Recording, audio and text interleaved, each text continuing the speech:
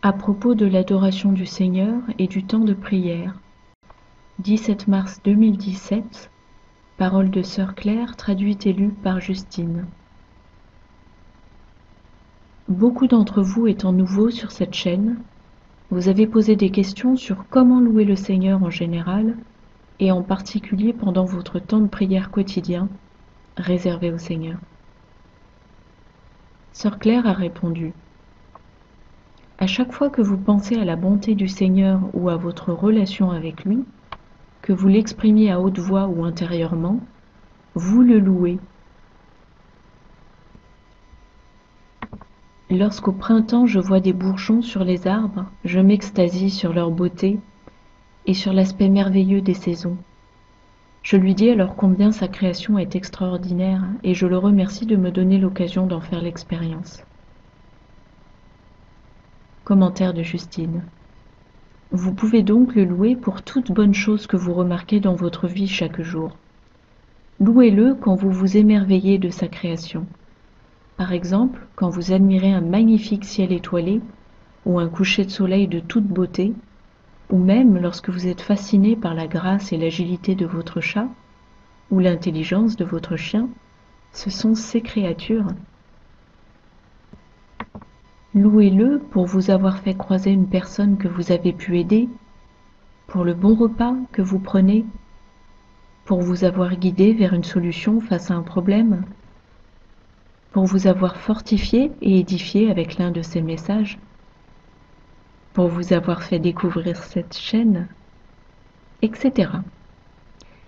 Claire ajoute à propos du temps de prière. Adorer le Seigneur se fait au travers de chansons, de louanges, de paroles de reconnaissance, remerciements et gratitude pour ce qu'il est. C'est ainsi que vous entrez en prière. C'est ma façon de faire. Donc, quand je commence mon temps de prière, je mets de la musique et puis j'entre dans la chanson. Parfois il me la chante et je la lui chante. D'autres fois, le chanteur chante au Seigneur et j'élève mon cœur et mon esprit vers Dieu et chante la chanson spirituellement. J'explicite. Claire se plonge dans la chanson et pense les paroles de la chanson, et elle chante à voix haute ou tout bas. La musique est très très puissante, engageant les émotions, les pensées et les vibrations créées par la longueur d'onde de la musique, qui font beaucoup au corps physique, soit en faisant surgir des émotions profondes, ou bien en nous immergeant dans des vagues de gratitude et de paix. Par ailleurs, le même effet peut être obtenu en lisant la parole de Dieu, la Bible. Ouvrez-la au hasard et lisez. Vous trouverez des conseils lorsque vous êtes dans la confusion, du réconfort dans les moments de doute et peur, de l'espoir dans les moments sombres ou difficiles. Tous les remèdes pour nos âmes qu'on peut concevoir se trouvent dans les Écritures, parce qu'elles sont la parole vivante de Dieu pour notre édification, notre croissance dans la connaissance de Dieu, et pour générer en nous la sainteté. Claire ajoute à propos de la musique d'adoration à choisir, toute chanson n'est pas appropriée. La musique doit être un choix très personnel et intime lorsqu'on adore le Seigneur. Ou une musique qui est très inspirante pour soi. Ce peut être par exemple certains morceaux de musique classique magnifiques qui sont très saints, d'inspiration céleste. Mais cela devrait être de la musique sélectionnée tout spécialement pour votre adoration, pas quelque chose qui vous arrive d'écouter comme musique de fond ou d'ambiance. Et pas des musiques ou chansons d'adoration quelconques, mais quelque chose que vous pouvez vraiment ressentir dans votre cœur ou dans vos tripes, qui exprime vraiment d'où vous venez avec le Seigneur. La chose vraiment sympathique, c'est de mettre vos musiques d'adoration en mode lecture aléatoire et permettre ainsi au Seigneur de choisir la chanson. Le Saint-Esprit choisira la chanson précise qui s'adapte à vos pensées et émotions. Cela va vraiment vous épater. J'ai fait cela avec mon mari Ézéchiel de très nombreuses fois. Imaginez, je suis en train de penser à quelque chose qui me stresse, et soudainement, la chanson suivante parle de la façon dont il veille sur nous et nous protège. Il faut évidemment avoir un répertoire de chansons suffisamment large pour en faire l'expérience. Cela permet aussi au Seigneur de choisir la chanson qui lui est agréable à lui, quand il le souhaite. Vous n'en reviendrez pas à quel point son choix est approprié par rapport à ce que nous traversons. Mais surtout, gardez ces chansons uniquement pour vos moments d'adoration. Ne vous en lassez pas en les écoutant à d'autres occasions. Elles sont trop précieuses. À moins que vous fassiez quelque chose qui sollicite très peu votre esprit, et vous voulez adorer Jésus en même temps. Note à propos des rémas, c'est-à-dire lorsque vous voulez demander au Seigneur une parole vivante de lui pour vous, dans la Bible, ou encore dans les messages donnés à l'un de ses messagers, et dont vous avez discerné avec certitude qu'ils sont de lui.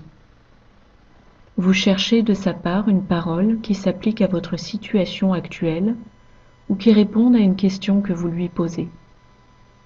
Le Seigneur peut choisir la page ou le message si vous faites la chose de façon aléatoire, car alors vous lui laissez la possibilité d'opérer lui-même la sélection.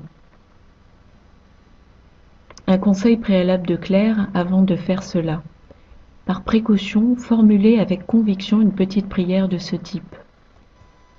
Au nom de Jésus, mon Dieu et Sauveur, j'enchaîne et neutralise tout esprit menteur ou de mensonge qui voudrait interférer ici, et je demande à l'Esprit Saint de me guider à travers les pages de la Bible ou à travers l'ordinateur, selon.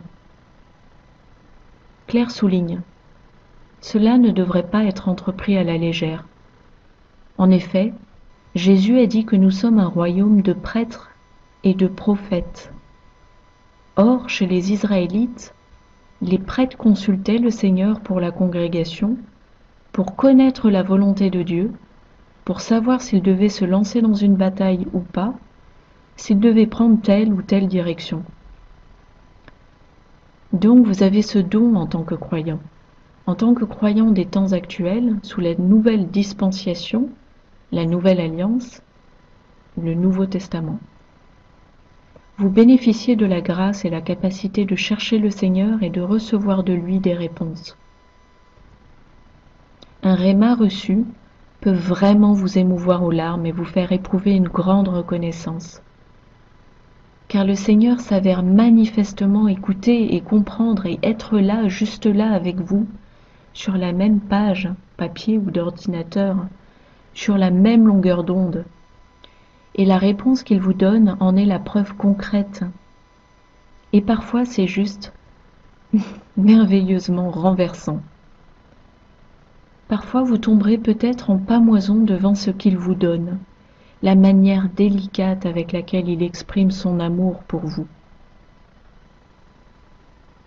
Et ce, tout particulièrement avec les exemples qui ont été rapportés dans les Écritures, des personnes qu'il a guéries. Nous nous voyons à leur place. La femme au puits, la femme avec les pertes de sang, qui était impure mais a osé toucher le Seigneur, ce qui l'a guéri instantanément. Il y a tellement d'exemples de la compassion qu'il a exprimée avec les aveugles et les lépreux. Parfois, vous ouvrez votre Bible sur ces passages, et c'est à vous qu'il parle. Il est possible que vous ayez une certaine maladie, ou bien peut-être vous êtes aveugle au sujet de quelque chose.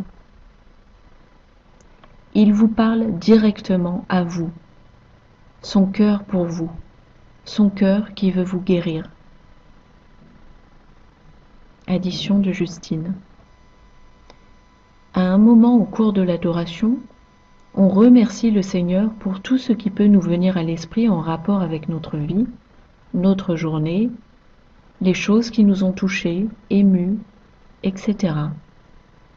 C'est un moment où l'on prend conscience des grâces que le Seigneur nous dispense et on l'en remercie. On le remercie de tout notre cœur car, comme dit Claire, le Dieu qui a créé la terre et les cieux se préoccupe tellement de nous, et il est si profondément soucieux de ce qui nous arrive, tout comme une mère l'est avec ses enfants.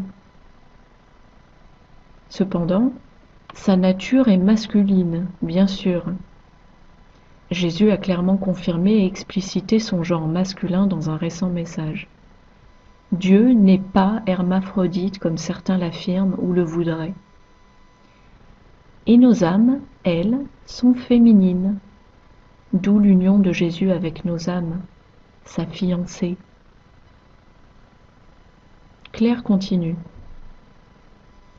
Si vous répondez à son appel et aux grâces qu'il vous a distribuées, il peut arriver qu'à un moment inattendu, il vous appelle à venir à lui, à ses côtés. Si cela vous arrive, n'ignorez pas un tel appel. Même si vous êtes sur la route, trouvez un endroit sûr et tranquille si possible, où vous pouvez vous stationner et lui donner toute votre attention. Attardez-vous un moment avec lui, il se languit de vous. Mettez votre musique d'adoration et réconfortez-le avec votre amour. Il est si vulnérable et a tant besoin de l'amour de ses créatures. Et pour ceux d'entre vous qui se demandent où l'on voit ça dans la Bible, je vous encourage à consulter les psaumes que David a écrits lorsqu'il était tout seul dans les champs avec Dieu, s'occupant de ses moutons, bien avant d'être roi. Et lorsqu'il était en fuite pour échapper au roi Saül qui voulait l'assassiner. Et plus explicites encore sont les chansons de Salomon dans lesquelles, au travers de métaphores, Dieu parle à sa fiancée et se répand aux louanges sur sa beauté.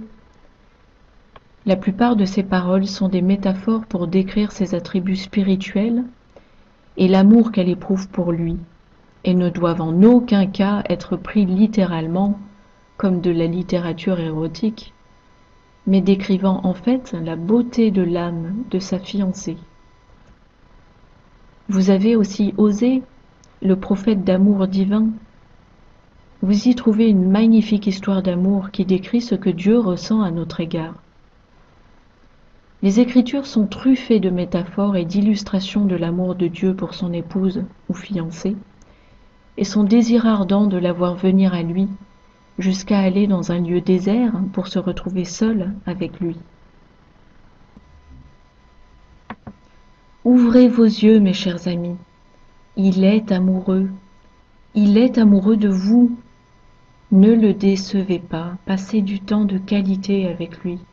Rappelez-vous, il a besoin de votre adoration, vos louanges et votre amour pour compenser pour les millions d'âmes qui n'ont pas la moindre idée et ne l'aiment pas et ne lui rendent pas grâce. Il est fou amoureux.